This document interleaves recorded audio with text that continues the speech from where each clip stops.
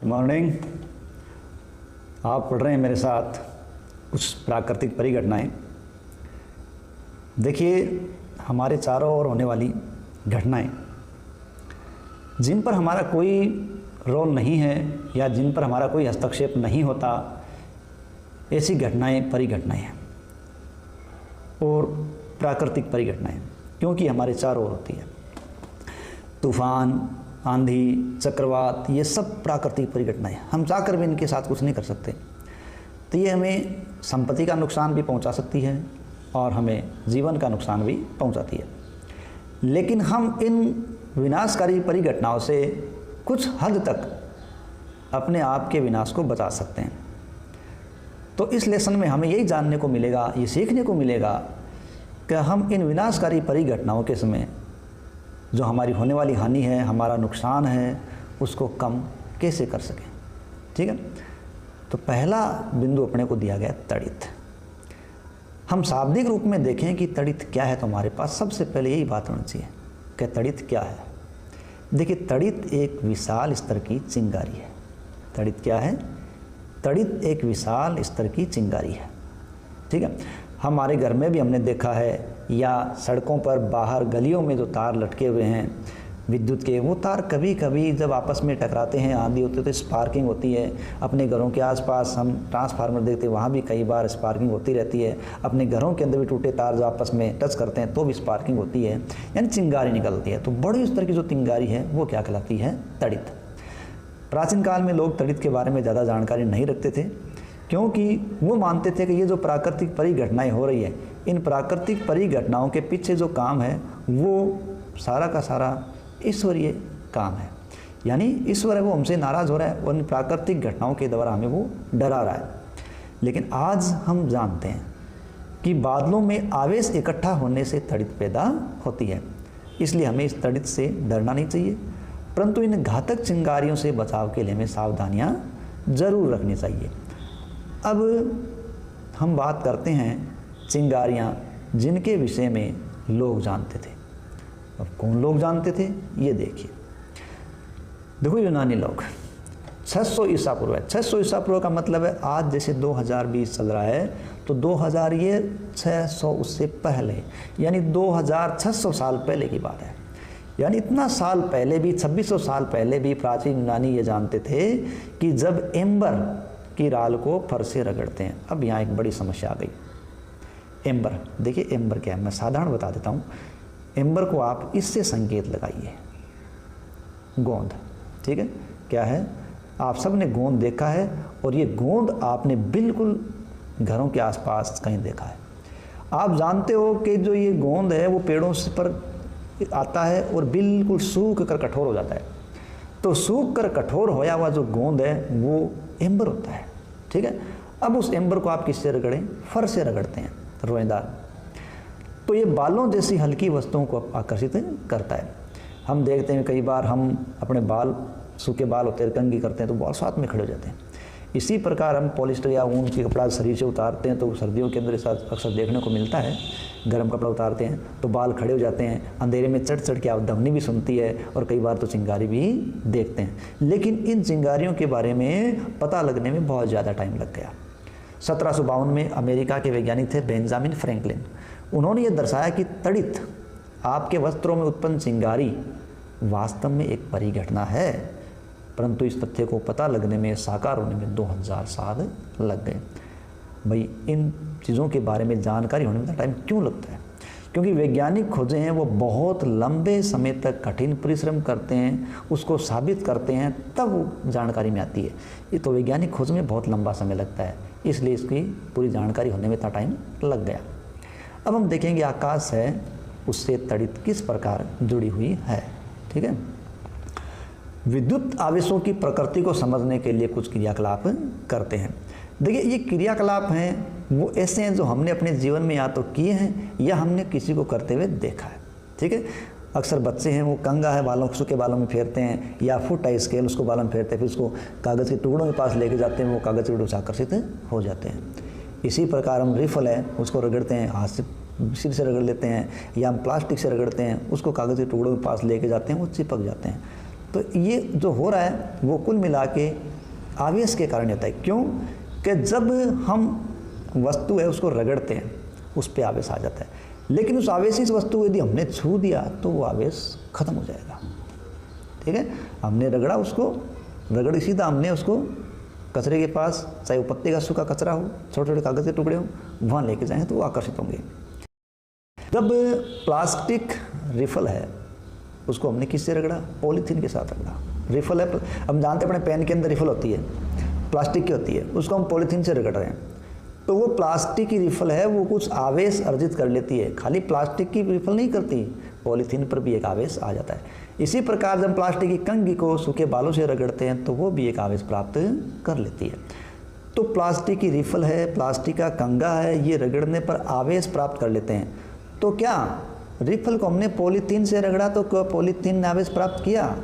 हमने कंघे को अपने बालों से रगड़ा तो क्या बालों ने आवेश प्राप्त किया? हाँ, आवेश दोनों ने प्राप्त किया।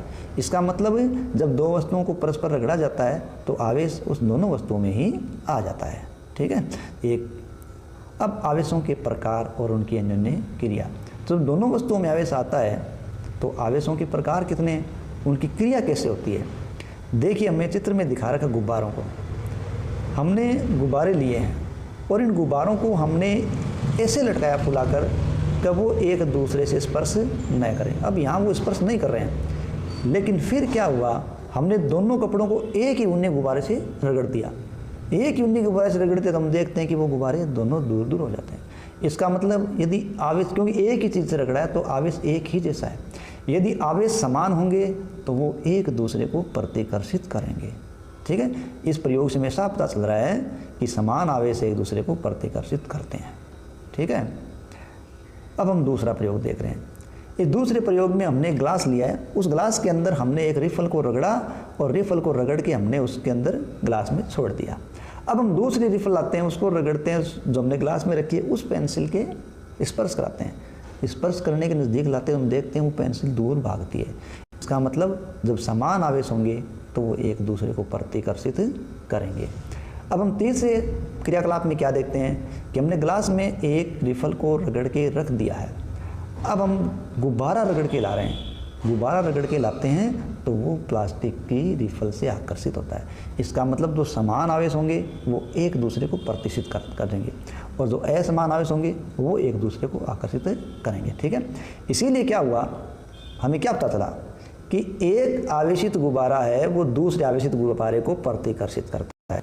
एक आवेशित रिफल दूसरी आवेशित रिफल को प्रतिकर्षित करती है और एक आवेशित गुब्बारे ने आवेशित रिफल को आकर्षित किया है। इसका मतलब समान आवेश एक दूसरे को प्रतिकर्षित कर रहे हैं और असमान आवेश एक दूसरे को आकर्षित कर रहे हैं। ठीक है, आगे बढ़ते हैं। तो इस प्रकार हम कह सकते हैं कि आवेश दो प्रकार के होते हैं, सहजातीय और विजातीय। सहजातीय आवेश वो हैं जो एक ही प्रकार के हैं और विजातीय आवेश वो हैं जो भिन्न भिन्न प्रकार के हैं। सहजातीय आवेश होंगे वो एक दूसरे को प्रतिकर्षित करेंगे और विजातीय आवेश एक दूसरे को आकर्षित करेंगे। अब देखिए, जो आवेश है वो दो प्रकार का मान लिया गया, लेकिन कौन सा? तो एक मान्यता ये मानी गई कि जब रेशम से हमने कांच की छड़ को रगड़ा है तो कांच की छड़ ने जो आवेश प्राप्त किया है वो धनावेश है। यानी रेशम से कांच की छड़ को रगड़ने पर कांच की छड़ के द्वारा प्राप्त किया गया आवेश धनावेश होता है, जबकि दूसरे प्रकार का आवेश ऋणावेश होता है। इसका मतलब कांच की छड़ जब धनावेशित है तो रेशम क्या है, वो ऋणावेशित है। ठीक है, उसी प्रकार हमने कांच की छड़ को जब पॉलीथीन से रगड़ा तो कांच की छड़ है वो धनावेशित है, पॉलीथीन की छड़ ऋणावेशित है। कांच की छड़ को जब हम पॉलीथीन से रगड़ते हैं और उस कांच की छड़ को रगड़कर जब हम किसी दूसरे आवेशित प्लास्टिक स्ट्रो के पास लाते हैं तो दोनों के बीच आकर्षण होता है। ठीक है, क्योंकि विपरीत आवेश होंगे वो एक दूसरे को आकर्षित करेंगे। ठीक है, तो इसका मतलब प्लास्टिक स्ट्रो को जब कांच की छड़ ने अपनी ओर आकर्षित किया है तो कांच की छड़ पर धनावेश है तो स्ट्रो पर ऋणावेश है। इसका मतलब आवेश कितने हो गए, दो, धनावेश ऋणावेश।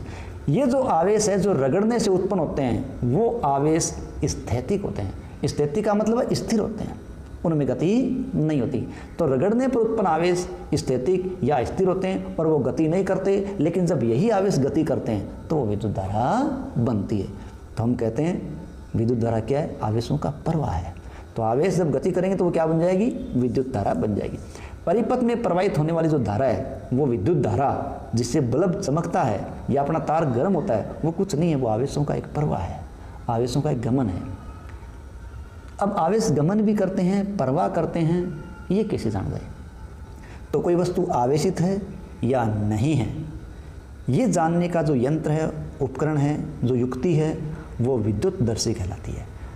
अब हम एक साधारण क्रियाकलाप देखेंगे जिसके बारे में हमें पता चलेगा कि विद्युतदर्शी क्या होता है और उससे कैसे पता चलता है कि वस्तु आवेशित है या नहीं है। चित्र दिख रहा है, चित्र के अंदर हम देख रहे हैं ये बोतल है। हम एक बोतल लेते हैं, इस बोतल के मुंह पर हम उसके मुंह से बड़ा गत्ता रख देते हैं, बोतल के मुंह से बड़ा गत्ता रख देते हैं।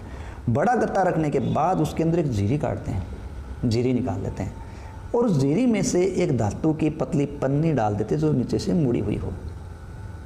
ठीक है, ये कार्य ज़रूरी नहीं है कि हम उस गत्ते को ढकने के बाद ही करें। जब ढक्कन गत्ता अपने हाथ में है उसी वक्त उसके अंदर हम क्या निकाल लें, उसी वक्त जीरी निकाल लें। जीरी में से अपने एक पतली पन्नी जो धातु की पत्ती होती है वो डाल देते हैं और उसको थोड़ा सा खोल देते हैं, जैसे चित्र में दिखाया गया है। खोल के उसके नीचे वाले भाग पर हम 2 एल्युमिनियम की पन्नी लगा देते हैं जो समान तरह की होती है, समान एल्युमिनियम की पन्नियाँ लगा देंगे और जो हमने धातु की पत्ती लगाई है उस पत्ती का एक सिरा बाहर रखेंगे। इसी स्थिति में इसको उस बोतल के सिरे पर बंद कर देंगे।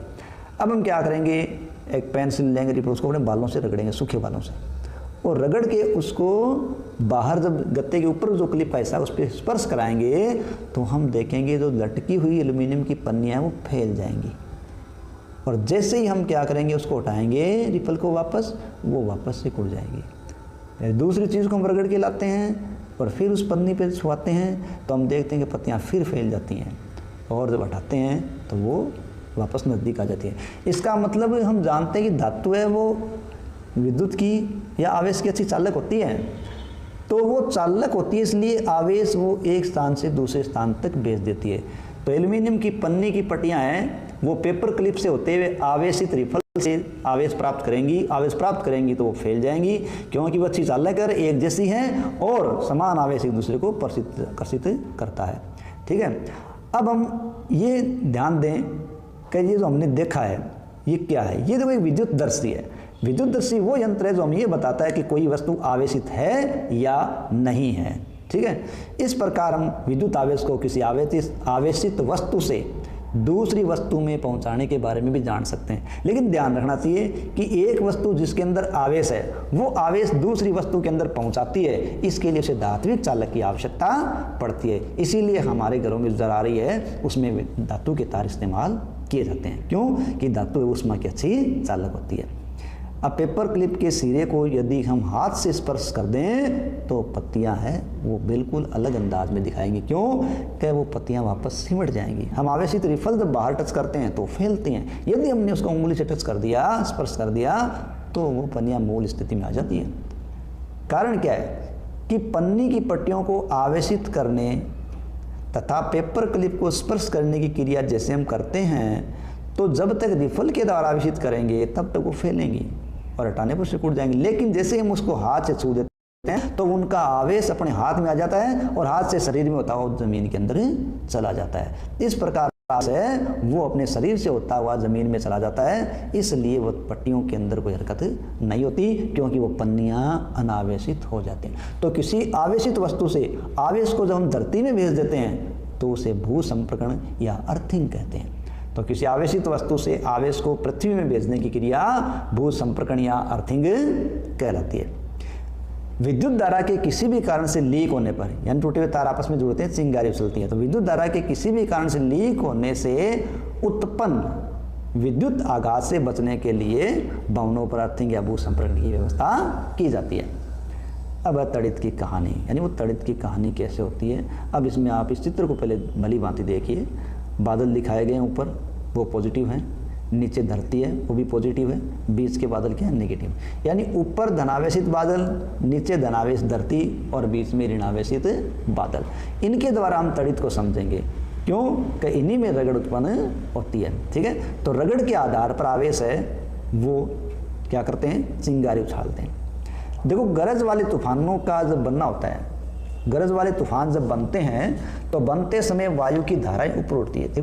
वायु की धाराएं कहाँ उठती हैं? ऊपर उठती हैं। जबकि पानी की जो बूंदें होती है वो नीचे आती हैं। धाराएं, वायु धाराएं ऊपर उठ रही है और जल की बूंदें नीचे आ रही है। क्यों? कि वायु धारा हल्की है इसलिए ऊपर जा रही है, जल की बूंदें भारी इसलिए वो नीचे आ रही है। और दोनों तेज गति के साथ आती हैं, प्रबल गति के साथ आती हैं, तो एक दूसरे से आवेश अलग अलग होते हैं इस प्रकार। ठीक है, तो आवेशों का जब पृथक्कन होता है एक प्रक्रिया द्वारा बादलों के ऊपरी किनारे के निकट धनावेश आ जाते हैं। अब बादल है, उनके ऊपरी किनारे पर क्या आ रहा है? धनावेश, क्योंकि वहां से क्या लगट रहा है? जल की बूंदें। नीचे से क्या जा रहा है? वायु। तो बादलों के ऊपरी किनारों पर तो धनावेश इकट्ठा हो जाता है और बादलों के निचले किनारों पर ऋणावेश इकट्ठा हो जाता है। और धरती के निकट भी धनावेश इकट्ठा हो जाता है। बादलों के ऊपरी किनारों पर धनावेश इकट्ठा हो गया, पृथ्वी के निकट धनावेश इकट्ठा हो गया, बीच में बादलों का जो निचला किनारा है वहां ऋणावेश इकट्ठा हो गया। और जब तक इनमें संतुलन बना हुआ आवेश के अंदर तब तक तो ठीक है, लेकिन जब संचित आवेशों का परिमाण अत्यधिक हो जाता है, जो संचित आवेश है वो संचित आवेश परिमाण में ज़्यादा हो जाते हैं, तो वायु क्या है? वायु विद्युत की हीन चालक होती है, उसमें से वो गमन नहीं करती। लेकिन जब संचित आवेशों की मात्रा ज़्यादा हो जाती है तो वायु जो विद्युत की हीन चालक है वो आवेशों के प्रवाह को रोक नहीं पाती, इसलिए वो ऋणात्मक और धनात्मक मिलते हैं और प्रकाश की चमकीली धारियाँ दिखाई देती है, इसमें ध्वनि भी उत्पन्न होती है। इसे हम तड़ित के रूप में देखते हैं और इस प्रक्रिया को तड़ित विसर्जन कहते हैं।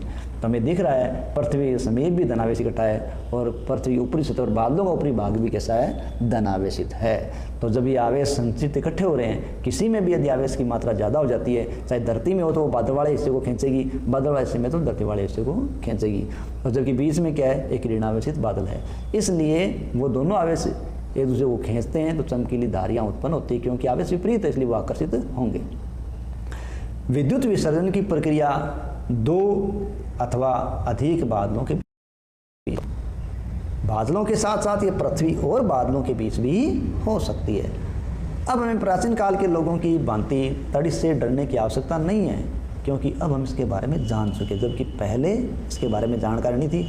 आज हमें वैज्ञानिकों ने ज्ञान बढ़ाने के लिए बहुत सी जानकारियाँ उपलब्ध करवा दी, लगातार परिश्रम चल रहा है। लेकिन हम ये जानें कि तड़ित के गिरने पर मानव संपत्ति को, मानव जीवन को जो हानि होती है उसके बचाव के लिए हम क्या करें। ठीक है, तो सबसे पहले अपने को दे रखा है तड़ित से सुरक्षा। अब तड़ित से सुरक्षा देखो अलग अलग जगह अलग अलग प्रकार की होती है। हो सकता है कि जब तड़ित विसर्जन हो रहा हो तब हम कहीं बहुत खुले में हों, यह भी हो सकता है कि हम किसी वाहन के साथ हों, यह भी हो सकता है कि हम घर के अंदर हों। तो अलग अलग जगह इसके बचने का तरीका अलग अलग है। तड़ित एवं झंझा गरज के समय कोई भी खुला स्थान सुरक्षित नहीं होता। गरज सुनना किसी सुरक्षित स्थान पर पहुंचने की चेतावनी है, यानी तेज गरज होती है तो आप किसी सुरक्षित स्थान पर चले जाओ। और अंतिम गरज सुनने के बाद सुरक्षित स्थान से बाहर आने से पहले कुछ देर प्रतीक्षा कर लो, यानी आपको लगता है कि अब गर्जन आनी बंद हो गई, कुछ देर रुको फिर बाहर आओ। ये तो है बाहर खाली जगह में। अब सुरक्षित स्थान का पता लगाना, कोई मकान है या कोई भवन है आसपास, वो बिल्कुल सुरक्षित है। लेकिन आप किसी कार में, बस में यात्रा कर रहे हैं तो आप उसकी खिड़की दरवाजे बंद कर लें, तब आप बिल्कुल सुरक्षित रहेंगे। उनको खोल के न रखें खिड़की दरवाजों को। तड़ित झंझा के समय अब क्या करें क्या न करें, तो हमें क्या करना चाहिए जब हम बाहर खुले में हैं। देखिए बाहर खुले में तड़ित से बचने के लिए व्यक्ति क्या करे। खुले वाहन जैसे मोटरसाइकिल, ट्रैक्टर, निर्माण काम आने वाली मशीनें, खुली हुई कारें आदि हैं वो सुरक्षित नहीं हैं। खुले मैदान है, ऊंचे ऊंचे पेड़ है, पार्क है, उनमें शरण लेना या स्थल है, उनसे स्थान तड़ित से हमारा सुरक्षा नहीं कर पाते।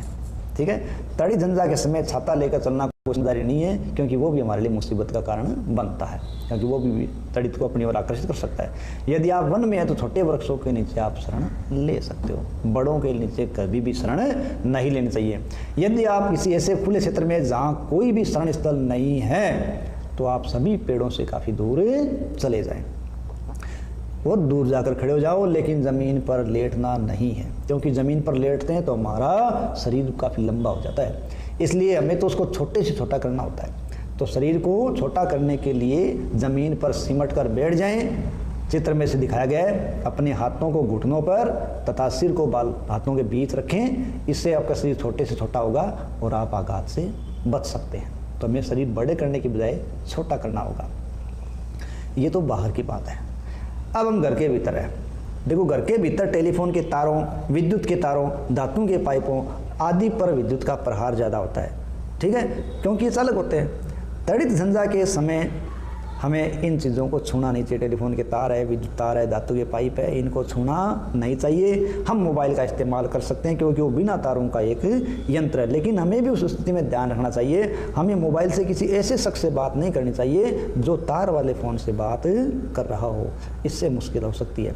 बहते जल के संपर्क से बचने के लिए तड़ित झंझा के समय स्नान नहीं करना चाहिए। कंप्यूटर, टीवी आदि विद्युत उपकरणों के बल्ब को सॉकेट से बाहर निकाल देना चाहिए, क्योंकि विद्युत ज़्यादा वाले होते हैं। ये विद्युत बल्ब, ट्यूबलाइट को जलाए रख सकते हैं क्योंकि इसमें कोई हानि नहीं होती। अब है तड़ित चालक। देखो, तड़ित चालक ये एक वो युक्ति है जो मकान को बचाने के लिए लगाई जाती है, ठीक है। तड़ित चालक का उपयोग भवन को तड़ित के प्रभाव से बचाने के लिए करते हैं। अब लगाते हैं कैसे, इसमें बिल्कुल आप चित्र देखोगे तो आप पूरी समझ में आ जाएगी। ये चित्र रहा, यानी जब किसी भवन का निर्माण हो रहा होता है उस समय उसके निर्माण के साथ ही उसकी दीवार में उस भवन की ऊंचाई से ज़्यादा लंबी धातु की एक छड़ डाल देते हैं। धातु की छड़ का एक सिरा तो ऊपर बाहर निकला होता है, दूसरा सिरा जमीन में गहराई तक दबा होता है। इस प्रकार वो छड़ है वो उस मकान से ज़्यादा बड़ी होती है, वो गहराई तक दबी हुई होती है और हवा में बाहर निकली होती है। धातु की छड़ विद्युत आवेश को ज़मीन तक पहुंचाने का काम करती है, एक रास्ता देती है। तो जो विद्युत विसर्जन हमारे ऊपर घर पर हुआ होता है, धातु से पकड़कर जमीन के अंदर ले जाती है।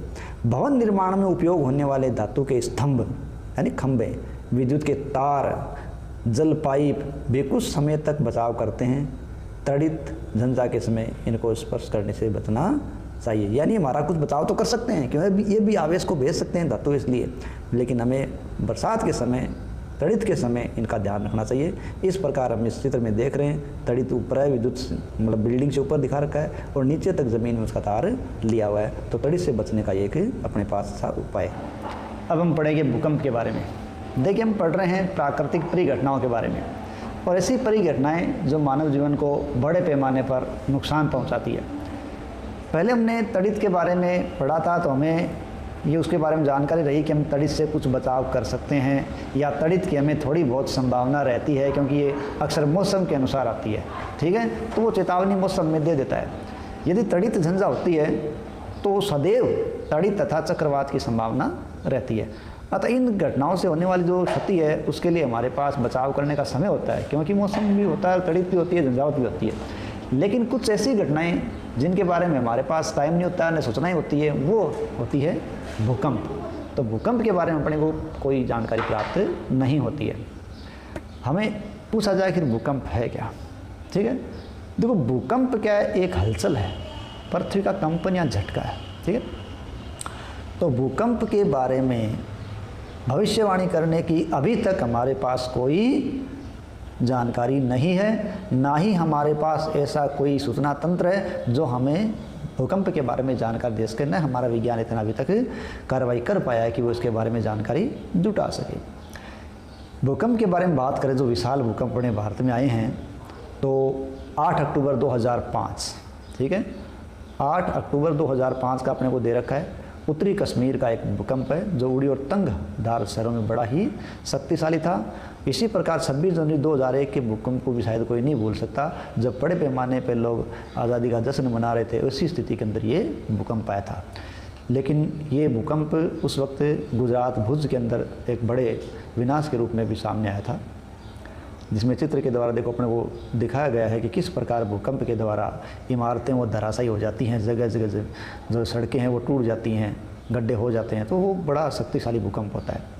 तो भूकंप क्या है, क्या भूकंप को जानकारी पहले कर सकते हैं, क्या हम इसको रोक सकते हैं? ऐसा कुछ नहीं है। नहीं तो भूकंप के बारे में जानकारी पहले होती है और ना ही हम इसको रोक सकते हैं, ठीक है।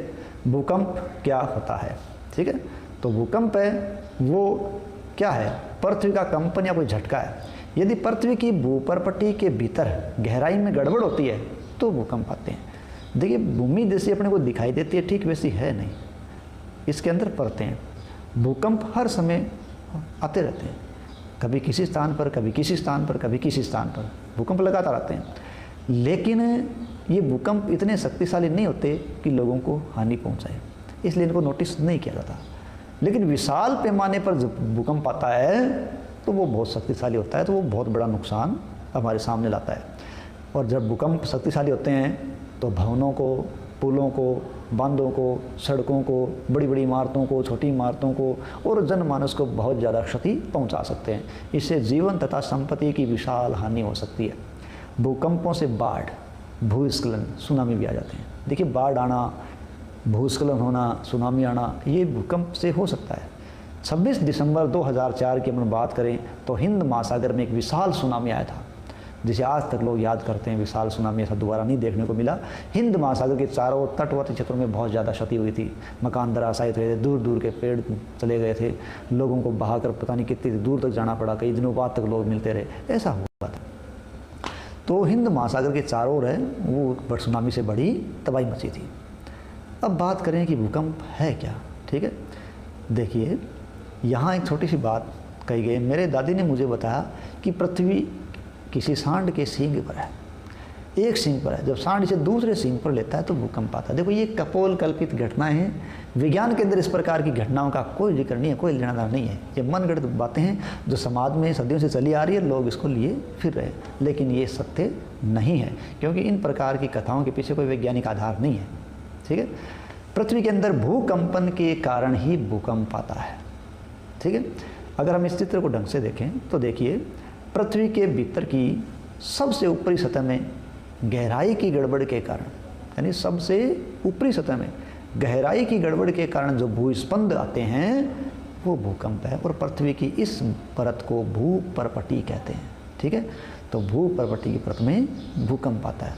इस चित्र में हम देखें तो भूमि का सबसे अंदर का जो भाग है वो आंतरिक क्रोड कहलाता है, उसके बाहर का बाह्य क्रोड, फिर है मेंटल या प्रावार, वो जो सबसे बाहर जो हमें दिखाई दे रहा है वो है भूपर्पटी। इस प्रकार ये परतें इसके अंतर्गत होती हैं, ठीक है। पृथ्वी की यह परत एक खंड में नहीं है, ये कई टुकड़ों में बंटी होती है, और हम प्रत्येक टुकड़े को क्या कहेंगे, प्लेट कहेंगे। भाई, हम छोटी प्लेटों को खुद भी अगर पास पास रख लें, ऊपर नीचे रख लें, थोड़ा सा उनको आगे पीछे करें तो एक दूसरे से वो टकराएंगे, तो ऐसा हो सकता है।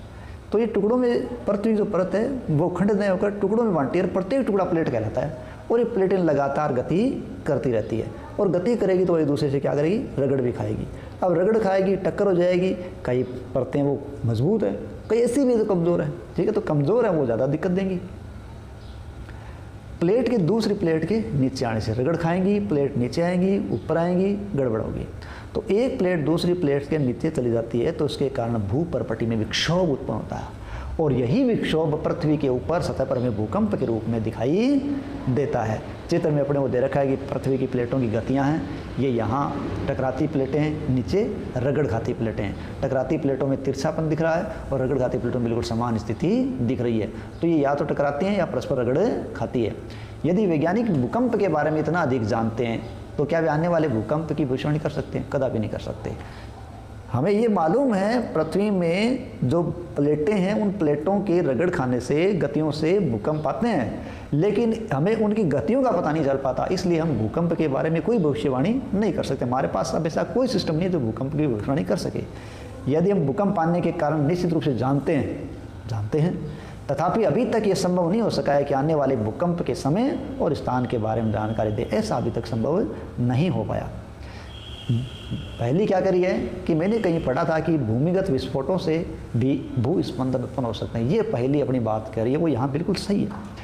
पृथ्वी पर भूस्पंद ज्वालामुखी के फटने से, किसी उल्का पिंड के पृथ्वी से टकराने से या किसी भूमिगत नाभिक के विस्फोट के कारण भी उत्पन्न हो सकता है। क्यों? कि ये भी स्पंदन उत्पन्न करते हैं। परंतु अधिकांश जो भूकंप है वो पृथ्वी की प्लेटों की गतियों के कारण ही आते हैं। भूकंप प्लेटों की गतियों के कारण उत्पन्न होते हैं।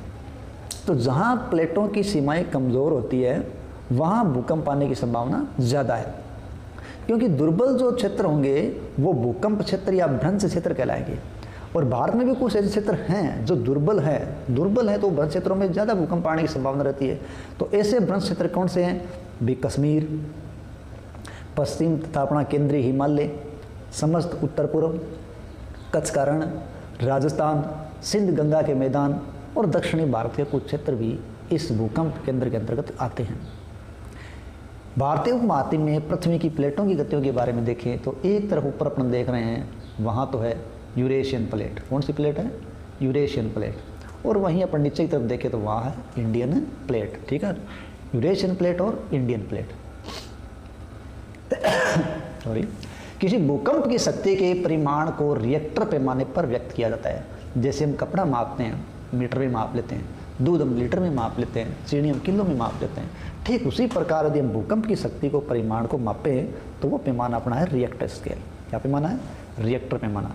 अधिक विनाशकारी भूकंपों का रिएक्टर पैमाना परिमाण 7 से अधिक होता है। जो ज़्यादा शक्तिशाली भूकंप होते हैं वो 7 रिएक्टर से अधिक होते हैं।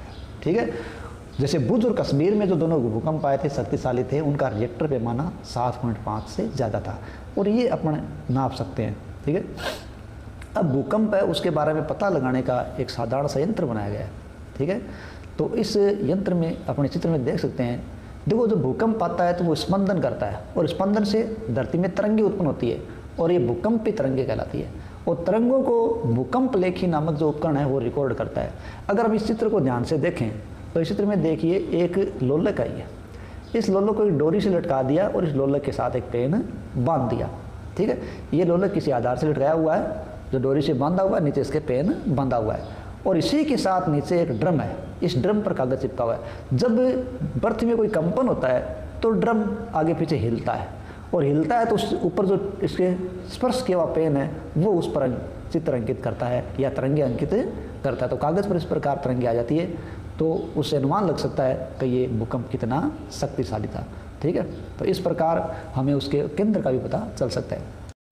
विज्ञान में बहुत से पैमानों की भांति देखिए, जैसे डेसिबल पैमाना है उसी प्रकार एक रिएक्टर पैमाना जिसका कोई रैखिक मापन नहीं है। इसका अर्थ है कि इस पैमाने पर 6 परिमाण के भूकंप की क्षतिनाशी ऊर्जा 4 परिमाण के भूकंप की विनाशी ऊर्जा से 1.5 गुनी अधिक नहीं है। भैया मानते हैं अपन कि ऐसा भूकंप जो 4 परिमाण का है, तो अगर 6 परिमाण का भूकंप आएगा तो वो 4 परिमाण के भूकंप से 1.5 गुना अधिक शक्तिशाली होगा, ऐसा नहीं है। वास्तव में परिमाण में जो वृद्धि 2 की हुई है उसका अर्थ है 1000 गुना ज़्यादा। इसलिए 6 परिमाण के किसी भूकंप की विनाशी ऊर्जा 4 परिमाण के भूकंप की तुलना से 1000 गुनी ज़्यादा होती है। ठीक है, यानी कहने को तो पहले वो 4 परिमाण का भूकंप था, दूसरी बार वो 6 का है, तो हम लगेंगे कि 4 से जो शक्ति हो रही थी वो 6 से 1.5 गुनी होगी, लेकिन ऐसा नहीं है। अंतर 2 का है, 2 का अंतर 1000 गुनी ऊर्जा के बराबर है। इसका मतलब वो उस 4 से 1000 गुना ज़्यादा है। कौन सा? 6 परिमाण वाला भूकंप। भूकंप से बचाव, देखिए हम भूकंप से बचाव कर सकते हैं, लेकिन हमें इनकी अपनी स्थिति देखनी पड़ती है कि हम कहाँ हैं, कैसे हैं, कुछ सावधानियाँ हैं उसके बारे में पहले से पता होना चाहिए। देखो भूकंप की भविष्यवाणी नहीं कर सकते और हम ये भी कह सकते हैं कि यह अत्यधिक विनाशकारी है, ये बिल्कुल कह सकते हैं। इसलिए आवश्यक है कि हमें हर समय अपने बचाव के लिए सावधानियां रखनी चाहिए। अब कुछ क्षेत्र ऐसे हैं जहाँ भूकंप की शंका ज़्यादा रहती है, वहाँ के लोगों को इसके बारे में जानकारी ज़्यादा ज़रूरी है क्योंकि उसके लिए तैयार रहना भी उनको ज़रूरी होता है। ठीक है, सर्वप्रथम इन क्षेत्रों के भवनों का डिज़ाइन इस प्रकार का होना चाहिए कि बड़े भूकंपों के झटकों को वो सह सके। ये कहाँ की बात है? वहाँ की जहाँ भूकंप आने की संभावना होती है, जो भूकंप क्षेत्र होते हैं, तो उनके घर के डिज़ाइन उसको सहने वाले होने चाहिए। और आधुनिक भवन टेक्नोलॉजी जो आ रही है उसने इस बात को संभव बना दिया है कि मकान भूकंप रोधी हों। उचित यह है कि भवनों के ढांचे सरल हो ताकि भूकंप से बचाव हो सके। इसके लिए किसी योग्य आर्किटेक्टर या इंजीनियर से हमें परामर्श लेकर अपने घर का नक्शा तैयार करना चाहिए। अत्यधिक भूकंपी क्षेत्रों में भवन निर्माण में भारी पदार्थों की अपेक्षा मिट्टी या इमारती लकड़ी का प्रयोग अच्छा रहता है। मिट्टी का इस्तेमाल करेंगे या इमारती लकड़ी का इस्तेमाल करेंगे तो दिक्कत ये होगी कि वो उपयोग में अधिक अच्छा है। यदि ढांचा गिर भी जाएगा तो कम से कम व्यक्ति को जान माल का नुकसान होने की संभावना नहीं है। अलमारी इत्यादि को दीवार के साथ जड़ देना चाहिए ताकि वो आसानी से न गिर सके। दीवार घड़ी, फोटो फ्रेम, जल तापक यानी गीजर आदि को दीवार में लटकाते समय सावधानी रखें ताकि भूकंप आने पर ये लोगों के ऊपर न गिरे। देखिए गीजर तो अक्सर अपन मानते हैं कि अपन बाथरूम में लगाते हैं, लेकिन दीवार घड़ियाँ हैं, फोटो फ्रेम अपने बेडरूम आदि पे लगी होती हैं, वो सीधी सर पर गिर सकती हैं। तो ऐसी स्थिति में उनको ऐसी जगह ना लगाएं जहाँ भूकंप आने पर सीधे सर पर गिरे। क्योंकि कुछ भवनों में भूकंप आने के कारण आग लग सकती है, अतः ज़रूरी है कि सभी भवनों में, विशेषकर ऊंची इमारतों के भवनों में अग्निशमन की व्यवस्था पूरी होनी चाहिए। और वो अग्निशमन यंत्र है वो एकदम कार्य स्थिति में होने चाहिए ताकि विपरीत स्थिति आ जाए तो उनको काम में लिया जा सके। अधिकांश ये देखा गया कि लोगों को उनको काम लेना भी नहीं आता। केंद्रीय भवन अनुसंधान संस्थान रुड़की ने भूकंप प्रतिरोधी मकान बनाने के लिए कुछ जानकारियाँ विकसित की है। अब भूकंप के झटके लगने की स्थिति में बचाव के लिए क्या उपाय किए जा सकते हैं, ठीक है। देखिए उपाय अलग अलग जगह अलग अलग है। यदि आप घर में हैं तो क्या करेंगे, यदि आप बाहर हैं तो आप क्या करेंगे। देखिए घर के अंदर है तो आप मेज़ के नीचे घुस सकते हैं, क्यों, ताकि आप सीधे किसी ऊपर गिरने वाली चीज़ से बच सकें, झटकों से बच सकें, तब तक झटके में सोरे वहाँ से बाहर नहीं निकले। ऐसी ऊंची तथा भारी वस्तु से दूर चले जाएं जो आप पर गिर सकती है, ठीक है। यदि आप बिस्तर पर हैं तो उठे नहीं बल्कि अपने सिर का बचाव तकिए से करें, ठीक है। एक और मैं आपको बात इनके अलावा बताना चाहता हूँ कि यदि ये स्थितियाँ नहीं हैं तो हमें कमरे के किसी कोने का सहारा लेना चाहिए, यानी उसके बीच की बजाय हमें किसी कोने के अंदर खड़े होना चाहिए ताकि हम बच सकें, ठीक है, क्योंकि वहाँ गिरने वाली चीज़ का प्रभाव कम होगा। अब हम देखते हैं कि यदि हम घर से बाहर है तो हम क्या करें, ठीक है। देखो घर से बाहर है, भवन, वृक्ष तथा ऊपर से जाती हुई जो विद्युत लाइनें हैं, खुले स्थान को खोजें और धरती पर लेट जाएं। याद रखिए हमने पहले पार्ट में पढ़ा था विद्युत से बचाव, तड़ित से बचाव। वहाँ हमने कहा था लेटिए मत, क्योंकि वहाँ शरीर को कम से कम करने की आवश्यकता होती है, लेकिन यहाँ आप लेट सकते हो, ठीक है। यानी भूकंप आने पर खुले स्थान को खोजें, धरती पर लेट जाएं, ठीक है। और यदि आप किसी कार में हैं, बस में हैं तो बिल्कुल भी बाहर नहीं निकले। ये कंडीशन वहाँ भी थी तड़ित में। और ड्राइवर से कहे कि वह धीरे धीरे किसी खुले स्थान पर पहुँचे और भूस्पंदन समाप्त होने के पहले बाहर नहीं निकले, उसके बाद ही वहाँ से बाहर आए, ठीक है। तो इस प्रकार भूकंप है उससे हम बचाव के लिए प्रयास कर सकते हैं, लेकिन हमें भूकंप के बारे में जानकारी पहले हो, ऐसा हमारा अभी तक टेक्नोलॉजी सिस्टम विकसित नहीं है, ठीक है। धन्यवाद।